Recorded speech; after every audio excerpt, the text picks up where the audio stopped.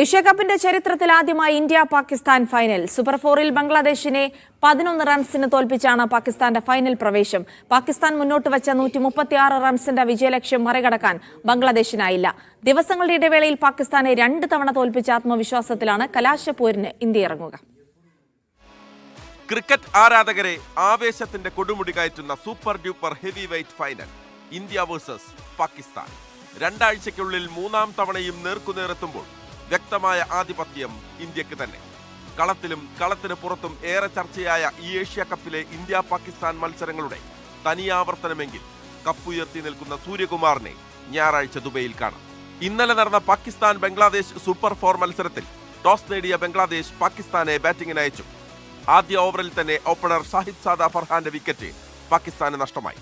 2-ാം ഓവറിൽ സായിം അയൂബും റിഷാദ് ഹുസൈന് പിടികൊടുത്തു. 49 റൺസിന് 5 വിക്കറ്റ് നഷ്ടപ്പെട്ട് തകർന്നടിഞ്ഞ പാക് നിരയെ കരകയറ്റിയത് വാലറ്റക്കാരുടെ മികച്ച പ്രകടനമാണ്. വിക്കറ്റ് കീപ്പർ മുഹമ്മദ് ഹാരിസും ഷഹീൻ അഫ്രീദിയും മുഹമ്മദ് നവാസും ചേർന്ന് 8 വിക്കറ്റ് നഷ്ടത്തിൽ 135 എന്ന ഭേദപ്പെട്ട സ്കോറിലേക്ക് പാകിസ്ഥാനെ എത്തിച്ചു. മറുപടി ബാറ്റിംഗിനിറങ്ങിയ ബംഗ്ലാദേശിനും കാര്യങ്ങൾ ശുഭകരമായിരുന്നില്ല. ആദ്യ ഓവറിൽ ആദ്യ വിക്കറ്റ് വീണു. 25 പന്ത് നേരിട്ട് 30 റൺസ് എടുത്ത ഷമീൻ ഹുസൈൻ മാത്രമാണ് മെച്ചപ്പെട്ട ബാറ്റിംഗ് പ്രകടനം കാഴ്ചവെച്ചത്. 20 ഓവറിൽ 9 വിക്കറ്റ് നഷ്ടത്തിൽ 124 റൺസ് എടുക്കാനേ ബംഗ്ലാദേശിന് കഴിഞ്ഞുള്ളൂ. ബാറ്റിംഗ് മികവിന് പുറമെ 3 വിക്കറ്റ് എടുത്ത ഷഹീൻ ഷാ അഫ്രീദിയാണ് കളിയിലെ താരം. Sports desk, media 1.